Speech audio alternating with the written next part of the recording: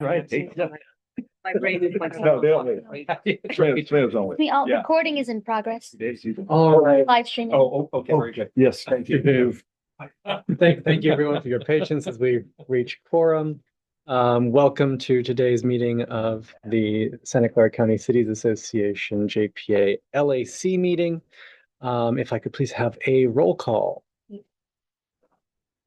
Ann Bybee. So present as alternate Terry Hines. Okay, excellent. Thanks for the prompting. You're welcome. Kitty Moore. Here. Greg Bozzo. Here. Pete Daly. Kavita Tanka. Rajiv Bhatia as alternate. Okay, great, thank you. Rob Moore. Carmen Montano. Here. Lon Allen. Mark Turner. Here. Ellen Kamei. Ed Lowing. George Casey. Here. Kelly Cox. Tina Walia. Here. Chelsea Chang. With 8, we have quorum. All right, excellent. With that, we will go on to oral communications. Oral communications is that portion of the meeting which is reserved for individuals who would like to address the Legislative Action Committee on any matter that is within our jurisdiction but not on the agenda. Do we have anyone who would like to offer oral communications? No one online has raised their hand. No one online, and I see none in the room. So I will close oral communications and we will move on to the first item on the agenda, which is the approval of the minutes from the last Legislative Action Committee meeting. I trust that everyone has had an opportunity to review them. I'll open this for public comment. No one online has raised their hand. Okay, seeing nothing in the room, may I have a motion? I'll make a motion to approve the minutes from August 14th, 2025. Awesome. I'll second. Call roll? Yes. Roll call? Okay. Motion to approve the minutes from the August 14th, 2025 Legislative Action Committee meeting was made by Bozzo, seconded by Turner. I'll call just whoever's in the room. Campbell, Aye. Cupertino, Aye. Gilroy, Yes. Los Altos Hills, Yes. Los Gatos. Oh, sorry, I meant to call them. Milpitas, Yes.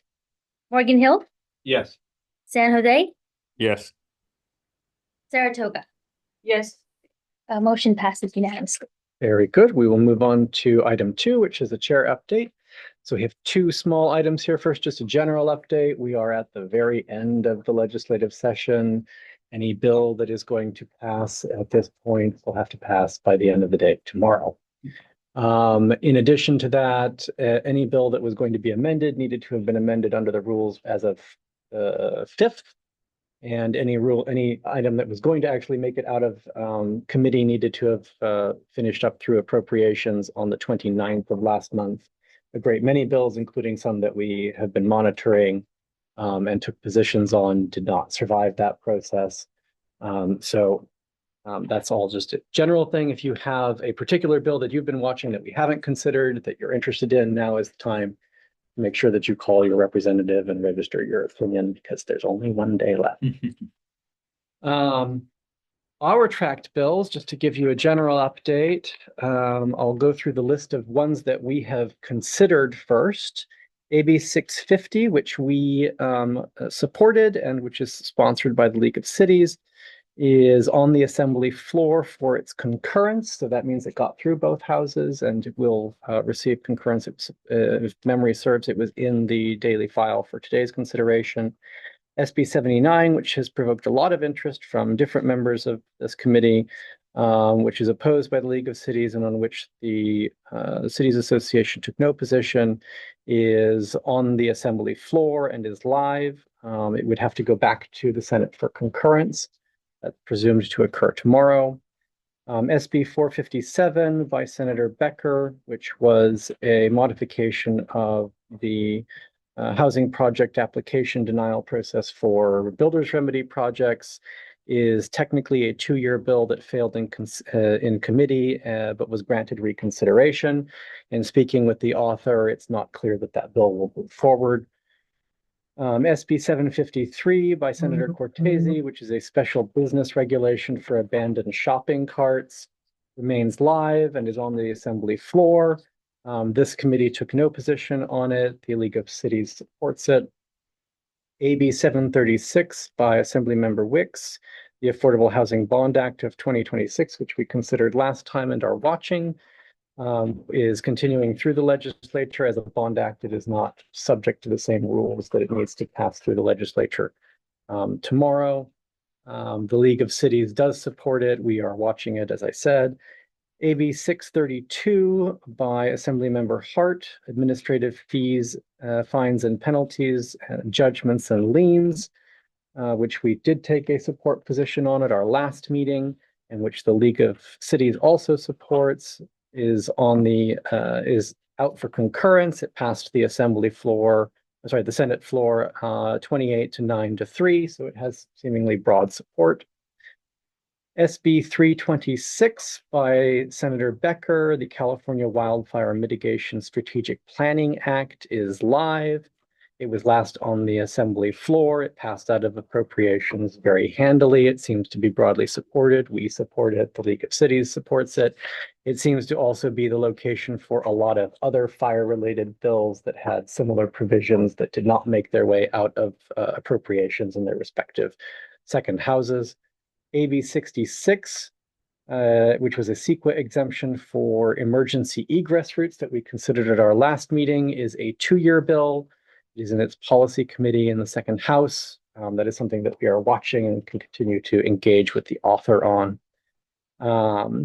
In addition, I'll just go through the list of all of the other bills that we have at least considered looking at, but that we have not had the opportunity to examine. AB 262 by Caloza, the California Individual Assistance Act, which was related to fire, is a 2-year bill. AB 846 by Assemblymember Connolly, an incidental take permit for endangered species to facilitate fire safety, is dead. It was held in suspense. This is one of those fire bills that didn't make its way through. SB 252 by Valladares, a CEQA exemption for underground power lines, is also dead. It died in its house of origin. AB 300 by Assemblymember Lackey, a modification of the requirements of the state fire marshal, is also dead. It was held in suspense. AB 261 by Quirk Silva, lest you think that this is just Democrats stopping Republican bills from moving forward, was also held in suspense. So that bill is also dead. Again, another fire bill. SB 607 by Senator Wiener, which was a CEQA infill housing exemption reform, was passed as part of AB 130. So that bill is technically inactive. SB 677, also by Senator Wiener, which is a cleanup bill for SB 9 and SB 35, is technically a 2-year bill, much like Senator Becker's SB 457. It was granted reconsideration after failing in its last policy committee. SB 346, which is on for today by Senator Durazo, which is a transient occupancy tax for short-term rental facilitators, is on the governor's desk. However, when we get to it later on in our discussion, it is a sponsored bill on the part of the league, and there is a significant amount of industry opposition. So though it is not ordinarily our practice to send requests for either a signature or a veto to the governor, this one is worth our consideration, given that there is ongoing lobbying happening there. AB 393 by Assemblymember Schultz, the Safe, Sustainable Traffic Reducing Bond Act of 2026, is live and continues to make its way through the House of Origin. AB 476 by Assemblymember Hart, which expands the list of items that junk dealers are prohibited from accepting, is live and is on the Senate floor. We will be considering that today. AB 1206 by Harabedian, single-family home pre-approved plans, is dead. It was held in suspense. AB 726 by Avila Farias, Housing Element Annual Performance Report for Rehabilitated Units, is an item we will be addressing today. It is live and on the Senate floor. AB 1359 by Assemblymember Aaron's, an exemption from certain statewide housing regulations for jurisdictions meeting their pro rata share of RENA is dead. AB 609 by Assemblymember Wicks, a CEQA infill housing exemption reform, likewise was passed as part of AB 130. It is technically, however, a 2-year bill, so it still exists. What her intentions are with it are not known. I have not received a response back from my inquiries to her office. AB 670 by Assemblymember Quirk Silva, planning and zoning for converted affordable housing units, which we will be considering today, is live and on the Senate floor. SB 282 by Senator Wiener, which would have further regulated the installation of heat pump systems, is dead as it was held in Senate appropriations. AB 11 by Assemblymember Lee, which is the Social Housing Act, is a 2-year bill. AB 590, also by Assemblymember Lee, the Social Housing Bond Act of 2026, designed to help enable. AB 11 is live, again, as a bond act. It can continue to sit in its house of origin.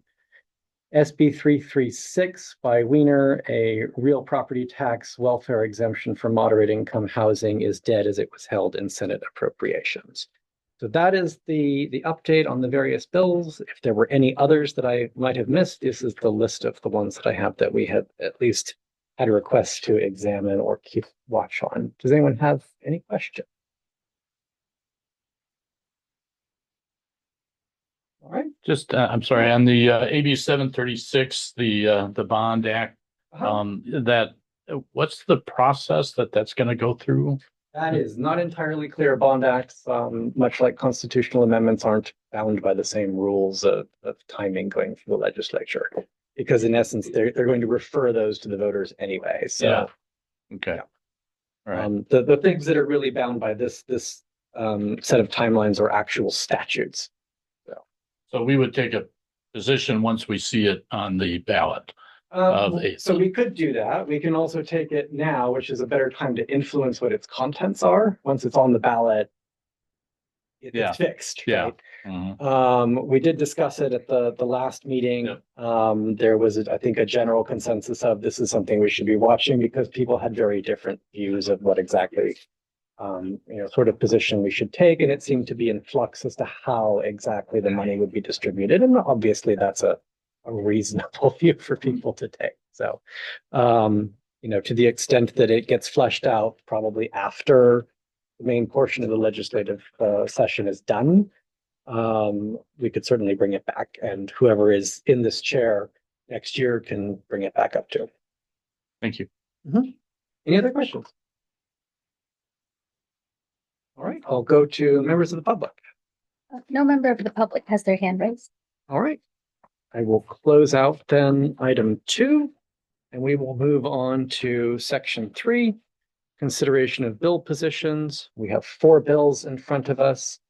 I am aware that all of the most recent analysis documents and the bill text themselves was in the agenda packet, but that the cheat sheet email didn't make its way out until today. I wanted to make sure that everyone had it so that we can facilitate the discussion very easily. Does everyone have the email that was sent this morning? There's a couple copies of the cheat sheet. Anybody wants? Where's that? That's right over there. Just the one.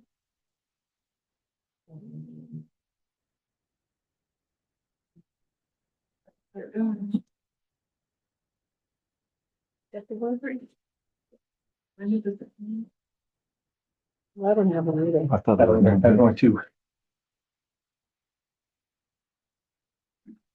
want to email it to? Yeah. Just to make Dolly, sure. was in the email today or not? Sorry, Mhm. I missed that. Yeah, I believe that had come in the email today. I'll just double check Huh? and resend it. Oh.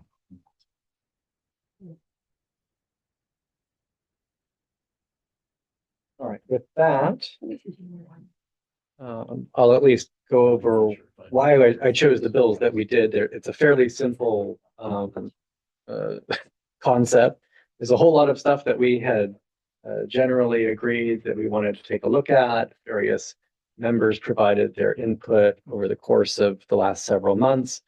In going through the entire list of bills that remain, I excluded any bill that we had already spent time considering, any bill that had become a 2-year bill, and any bill that had been abandoned by the author or that had otherwise failed.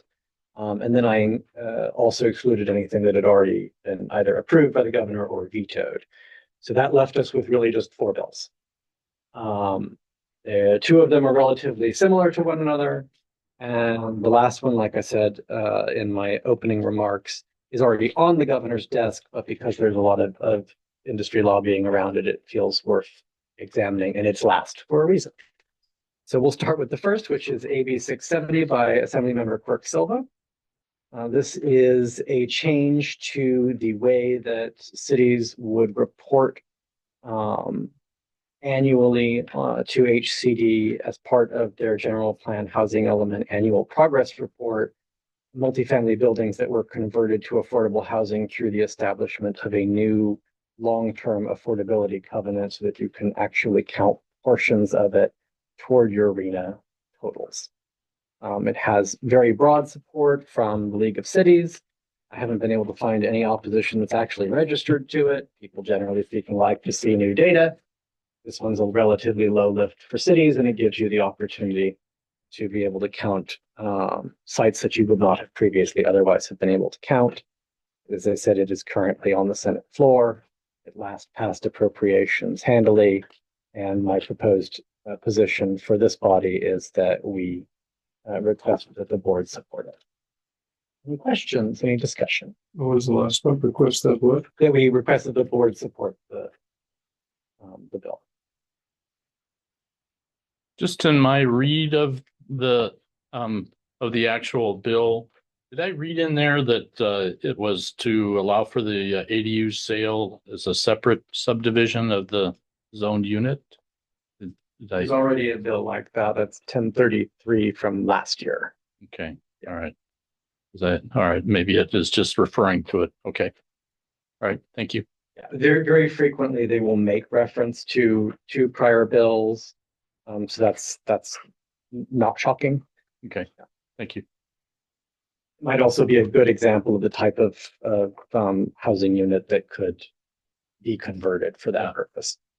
Does this make it more complicated if you were to update your housing element, do you also then have to modify your general plan and reapprove the general plan? No, every city yearly is reporting to HCD on your progress toward your RENA allocation, and in general on the implementation of your general plan, right? What this does is to allow you to count towards your affordable housing goals, units of housing that you have converted to affordable housing that are already existing. Right. So if you don't want to, you don't have to, but I think most cities would probably like to take credit for new affordable housing that has arisen in their cities, especially if it already exists. Okay. So it's mostly an accounting style exercise. Thank you. I sent the email, by the way. Oh, thank so you. everyone should have it. I'll note for the record that Councilmember Cox is right. Yes, Okay. and Councilmember Chen. Thank you.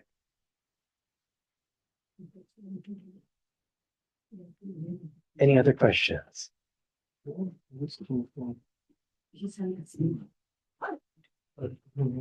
you have a copy of the email you sent? A hard copy? Yeah, Or a soft copy of it. I just emailed it. if I you just want emailed it now. Steal mine, you can steal mine. Can you check his email? You sent it? I sent it to everybody. Go on, I'll get my copy.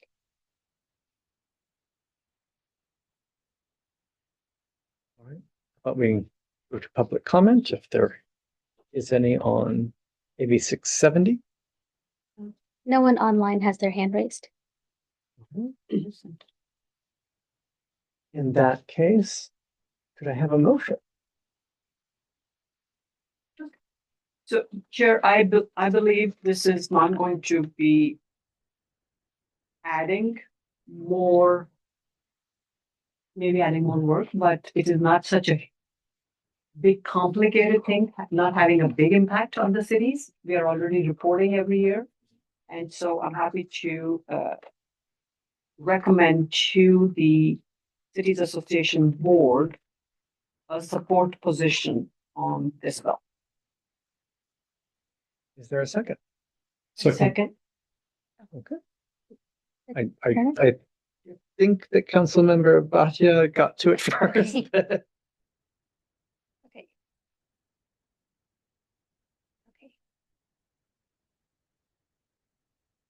So the motion was made by Councilmember Walia and seconded by Bateja? Mhm. Okay. Okay, motion to recommend that the Cities Association Board of Directors take a support position on AB 670 was made by Walia, seconded by Bateja. I will now take the roll call vote. Campbell, I, Cupertino, aye. Los Altos Hills, Yes. Milpitas, Yes. Morgan Hill, Yes. San Jose. Yes. Oh, I'm sorry, we didn't hear Yes. you, Councilmember Casey. Yes. Am I not? Yes. Yeah, I can Yes, okay. barely hear him. Okay. Thumbs okay. up. Thumbs up is good. Santa Clara, Yes. Saratoga, Aye. Sunnyvale, Yes. motion passes unanimously. Very Forgot good. me. Gilroy. Did we forget Gilroy? Gilroy, holy cow. Sorry, Gilroy. Yes, Thank you. it happens all the time. Don't worry about it. Sorry. I assure you, we do remember. All right, moving on then to AB 726 by Avila Farias. This is extremely similar to the bill that we just described, except that instead of new, or I should say converted multifamily housing, we would allow us to also report in on the number of deed restricted affordable homes that have been substantially rehabilitated. So slightly different concept. These are homes that may or may not have already been deed restricted, but if they were substantially rehabilitated and continue to be in your inventory as such, then you are able to report that out to HCD as well. Relatively simple. Similar sort of situation as well in terms of support. The League of Cities supports the legislation. I have not found any registered opposition to the legislation. Currently sits on the Senate floor. There is Assembly concurrence that will still be required, so I would not expect this to be out until tomorrow. And I didn't see it in the Assembly daily file. It last had otherwise passed through appropriations easily, and in the Assembly 79-0. So we would be certainly saying me too to this particular bill. I'm proposing that the LAC offer a support position. Any questions? I have one. So would that allow, when it says deed restricted affordable homes, would that include section 8? So Section 8 is the mechanism by which you pay for housing as the renter. Whether the housing itself is only available to somebody who perhaps is receiving Section 8 vouchers is another question. So that doesn't include section 8 housing? Not necessarily, because it's that's just a separate issue. Yeah, I know, but right? it's still low income, still housing. Well, low- it's for low low income renter, right? Yeah, but they're renting But this is about specifically the housing owners? that is deed restricted. for owners. Just that the housing itself is deed restricted, yes. Right, if there's a deed restriction recorded against the property, that means it can only be rented to people within a certain income bracket. Yeah.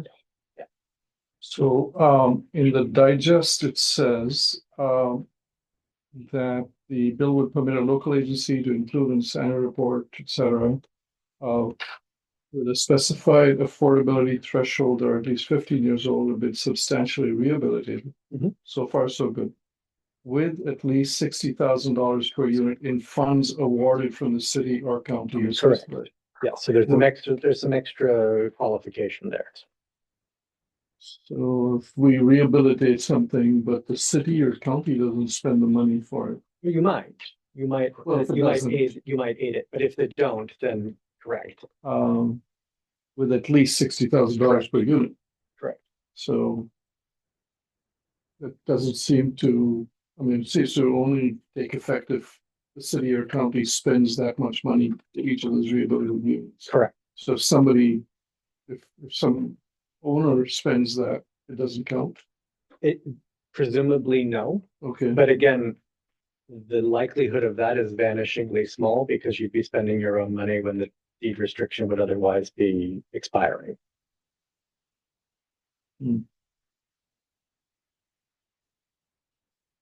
okay. There's an incentive there for the city to do something, right? If you want to be able to count these things, report them in, you're spending some money to help prolong the life of the housing as usable and deed restricted. It seems to me that if that was done without the city or county spending those funds, it should still count. I mean, if the owner decided to spend that, it's still deed restricted. If you want to offer a supportive amended position, that would certainly be a way to do it. That would put me my recommendation. Okay.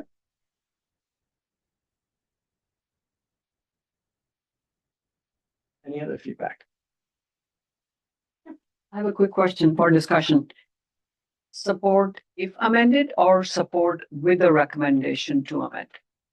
You can do whichever you want. It is your choice. I'm just saying it out loud for the Legislative Action Committee.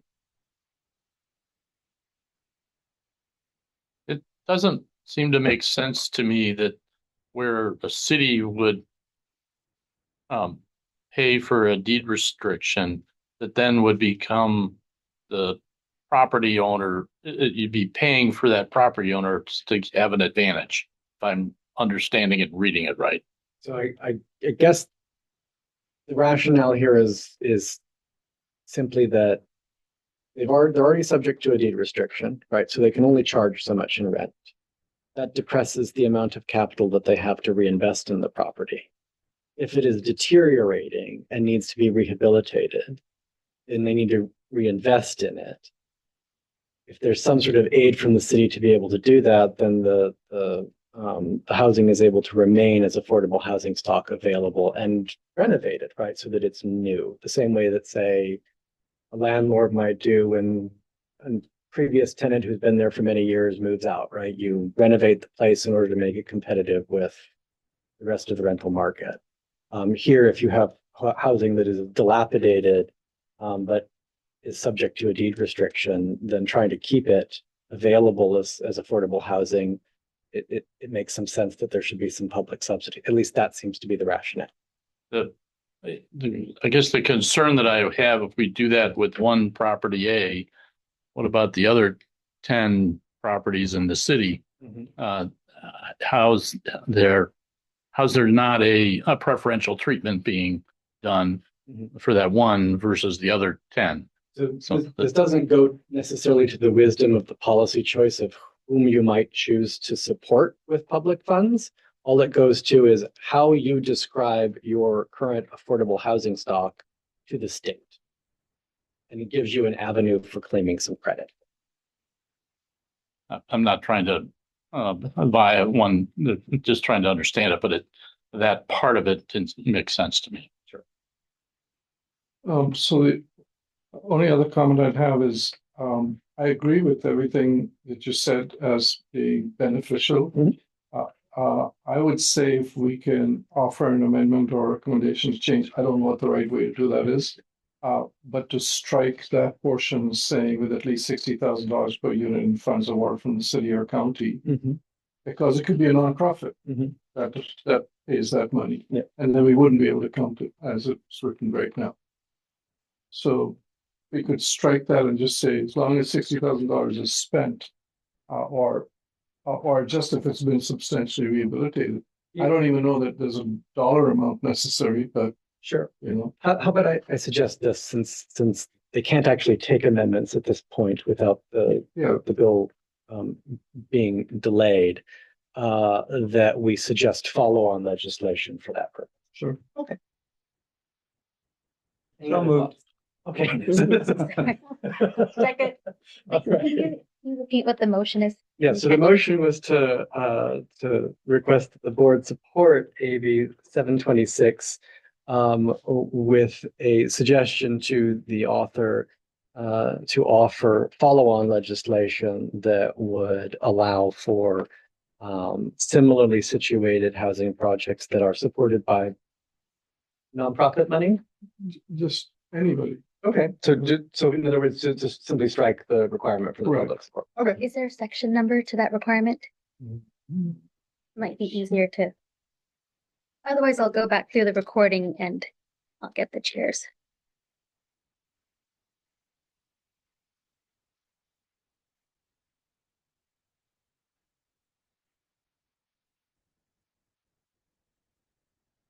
I'm not able to find it right now. It is.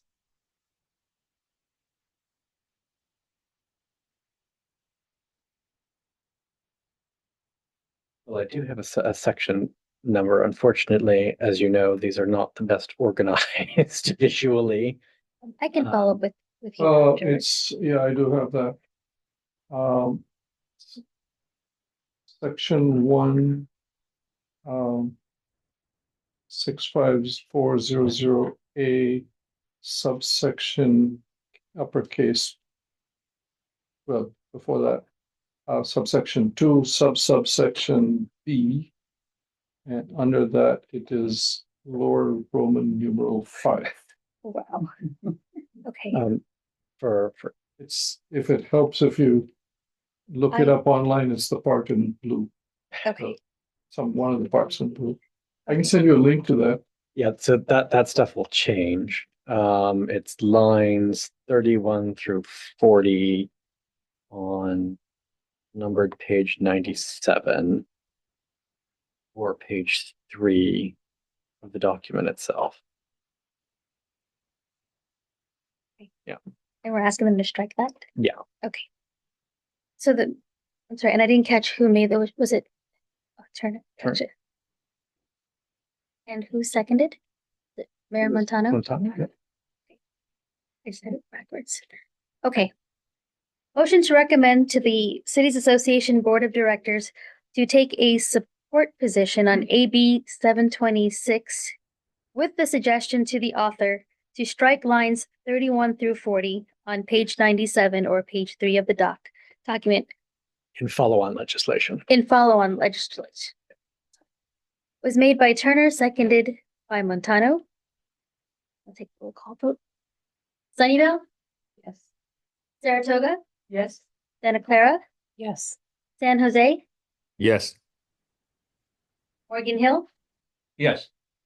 Milpitas, Yes. Los Altos Hills, Yes. Gilroy, Yes. Cupertino, Aye. Campbell. Aye. Motion passes unanimously. Very good. Moving on to our next bill, AB 476 by Assemblymember Gonzalez regarding metal theft. The bill would expand the range of prohibited materials that junk dealers and recyclers may possess. It also increases certain record-keeping requirements and increases the fines that are related to scrap metal theft in order to reduce the potential for damage to both public and private infrastructure, and in order to deter people from stealing what are otherwise regarded as valuable component materials like copper wire and iron. League of Cities supports it. The opposition that I have found largely comes from advocates for potential defendants, ACLU, California Action, and the California Public Defenders Association. It is presently on the Senate floor. There is Assembly concurrence required because it has taken substantive amendments since it passed its House of Origin. It passed the Assembly floor 79-0. My proposal is that the LAC recommend a support position to the board. Any questions?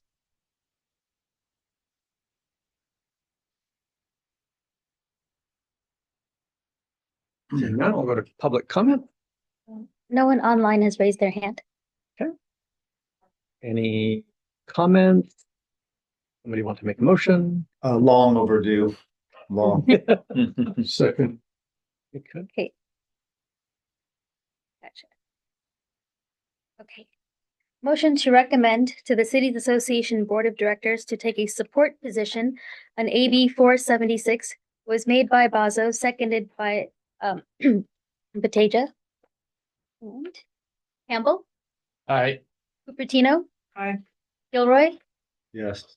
Los Altos Hills, Yes. Milpitas, Yes. Morgan Hill, Yes. San Jose, Yes. Santa Clara, Yes. Saratoga, Yes. Sunnyvale. Yes. Motion passes unanimously. Excellent. All right, moving on to our last bill, SB 347 by Senator DeRosso, as I, 246. I'm sorry, 346. I cannot read numbers apparently. Is a transient occupancy tax related bill, modifying what short-term rental facilitators like Airbnb and bookings.com have to report or can be required to report by local jurisdictions. Cities do not have to impose these requirements, but the bill would authorize them to do so. The notion there being that they can better regulate the collection of transient occupancy tax and to have a better understanding of which sites in their city are being rented out for this purpose, if it's allowed at all. It passed the Senate floor 40-0, which is unusual. It is supported by the city, I'm sorry, the League of Cities. In fact, it is a sponsored bill. I provided a separate link there to their request that the governor sign it. And as I described earlier, one of the reasons that I brought it forward, aside from it being one of the few bills that is still under active consideration and live, is that there is an awful lot of industry opposition to the bill, despite the fact that it has broad bipartisan support in both houses. Any questions? Is this also, how does this fit in with Airbnbs? So if you have a short-term,